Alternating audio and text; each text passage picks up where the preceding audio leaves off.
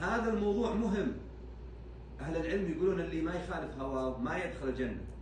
يقول الله جل وعلا: وأما من خاف مقام ربه ونهى النفس عن الهوى فإن الجنة هي المأوى. يا سلام، يأتي الآية هذه لذيذة. ونهى النفس عن الهوى فإن الجنة هي المأوى. في شيء يسمونه مفهوم المخالفة. مفهوم المخالفة وش هو؟ يعني اعكس الآية. طيب اللي ما يخالف هواه النار هي المأوى. النار هي المأوى. ويقول عليه الصلاة والسلام: حفت الجنة بإيش؟ بالمكاره. وش المكاره؟ المكاره اللي تكرهها نفسك. احنا نقول لك من الآن تبي الجنة، خالف نفسك، اضغط